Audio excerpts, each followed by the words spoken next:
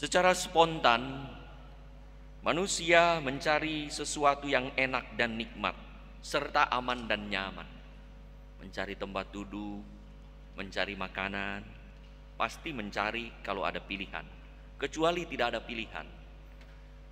Akan tetapi ada orang-orang tanda petik gila dengan idealisme tinggi karena iman yang dalam pada Tuhan dan komitmen yang sungguh pada gereja, rela meninggalkan rasa aman dan nyaman serta mau mengesampingkan rasa enak dan nikmat.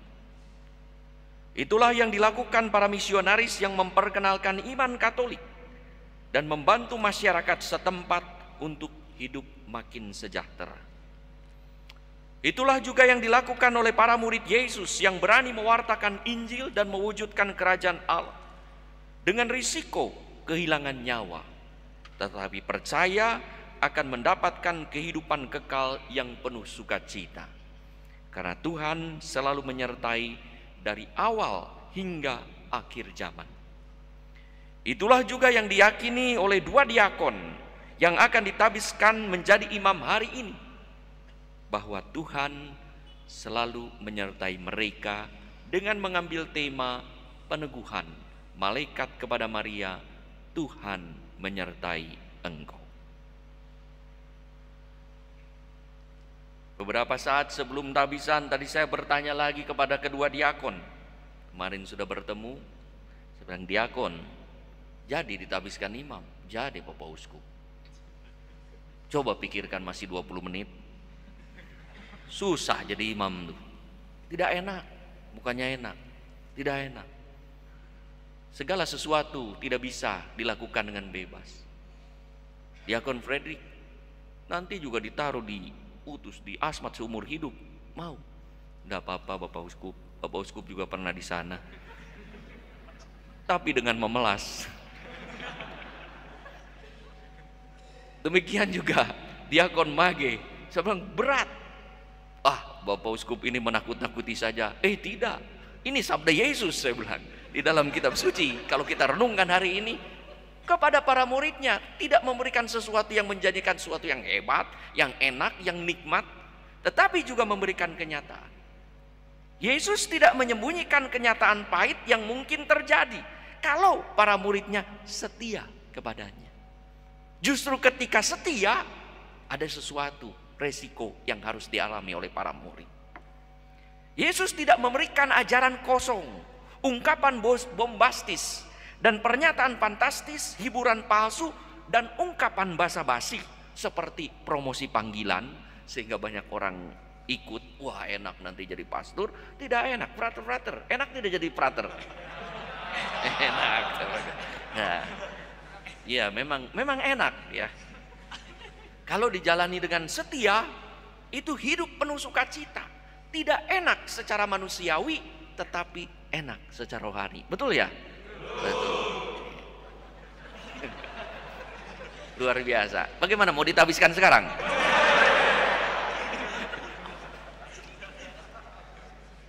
Tetapi Yesus itu memaparkan hakikat menjadi murid yang benar dan konsekuensinya. Yang dinyatakan Yesus mungkin membuat hati mereka ciut. Tetapi Yesus memberi jaminan bahwa kalau setia, Allah akan menyertainya dan mereka akan memperoleh hidup. Ketika dipanggil Tuhan untuk menjadi nabi, bukan hanya untuk Israel tetapi berbagai bangsa, Yeremia gentar.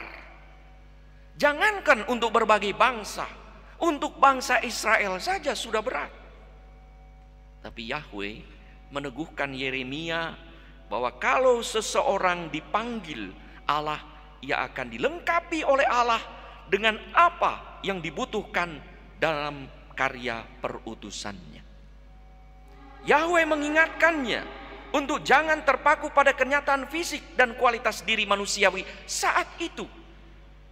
Jangan katakan aku masih muda. Jangan katakan aku tidak dapat berbicara. Tetapi kata Yahweh, percayalah akan karunia ilahi yang akan menyertainya, sehingga apa yang dikatakannya adalah sabda Allah bukan omongan manusiawi. Dan apa yang diperbuatnya adalah kuasa Allah, bukan kehebatan seorang manusia. Itulah janji Allah yang menyertai para utusan. Saudara-saudari yang terkasih, menjadi imam menurut ukuran duniawi itu tidak enak. Kalau mau mengikuti ukuran duniawi, bayangkan saja. Imam akan kehilangan kebebasan untuk menentukan tempat hidup dan karyanya. Demi apa? Pewartaan Injil. Ada idealisme. Imam akan kehilangan keinginannya untuk mengatur harta milik agar dapat melayani umat dengan lebih mudah. Imam harus melepaskan kehidupan keindahan berkeluarga demi kerajaan Allah. Enak tidak ini? Ragu-ragu mereka. Kalau lihat hidup Pastor Eko ini enak. Tapi itu hasil dari perjuangan yang luar biasa. Jadi ada sesuatu yang semuanya itu menurut ukuran duniawi enak. Kalau enak, kenapa tidak banyak orang yang jadi imam? Karena menurut ukuran biasa tidak enak. Kalau enak, sebagian besar umat Katolik jadi imam. Lalu siapa umatnya? Nah, justru karena sesuatu yang tidak enak secara manusiawi, tetapi mengandung sesuatu yang sangat luhur demi kerajaan Allah dan demi pewartaan Injil dan demi terwujudnya kerajaan Allah, orang-orang tanda petik gila dengan idealisme ilahi inilah yang mau dan mampu, maka tetap dengan penuh sukacita. Ketika melepaskan segala sesuatu yang menurut ukuran manusiawi itu enak, melepaskannya dengan bebas dan penuh sukacita. Imam harus melepaskan segala sesuatu. Itulah relevansi peringatan Yesus pada para murid hari ini. Ada sesuatu yang tak aman dan tak nyaman bagi manusia, tetapi mereka akan memperoleh kehidupan. Maka bisa dibayangkan, sudah meninggalkan segala sesuatu, tetapi hidupnya tidak ada sukacita. Ruginya banyak sekali. Para diakon yang akan ditabiskan hari ini mengalami bahwa karunia pentahbisan imam bisa diterima hari ini karena Tuhan menyertai. Sabda ini direfleksikan melalui tema tahbisan yang diambil dari kalimat malaikat kepada Maria yang dipanggil untuk mengandung, melahirkan dan membesarkan putra Allah. Salam, hai engkau yang dikaruniai, Tuhan menyertai engkau. Maka kemarin dalam pembicaraan pribadi saya bertanya kepada para diakon, kepada diakon Farid, kenapa mengambil tema ini? Saya mengambil tema ini karena kalau saya melihat diri sendiri, saya tidak pintar dan saya tidak bisa apa-apa. Memang saya bilang, ini karena karunia Tuhan. Ya betul ya. Betul ya, karena karunia Tuhan. Demikian juga kepada Frater Mage. Frater, kenapa? Ya, saya ini kalau tanpa bantuan Tuhan tidak mungkin ya. Tidak mungkin berhasil. Betul. Sungguh. Hanya karena Tuhan. Coba bayangkan saja. Angkatan diakon Farid itu 9 orang. Sekarang tinggal berapa? 1. Dan untung selamat ini juga. Dan angkatan diakon Mage itu lebih banyak lagi. Berapa? 14. Sekarang tinggal berapa? 1. Dan untung selamat. Ya. Karena apa? Saya mengatakan, kenapa kalian bisa? Karena kami menyadari Tuhan menyertai kami. Tanpa itu tidak mungkin.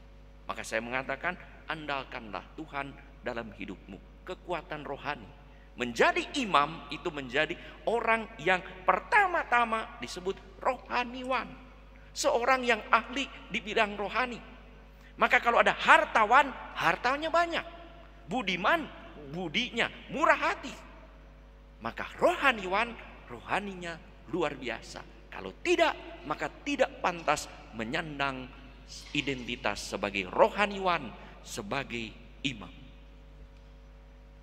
Untuk itulah tema di atas juga merupakan komitmen dari para diakon yang akan menjadi imam hari ini untuk seumur hidup mengandalkan kuasa Allah dan berkarya hanya seturut kehendak Allah melalui gerejanya. Hanya dengan begitu janji Tuhan kita yakini akan terlaksana.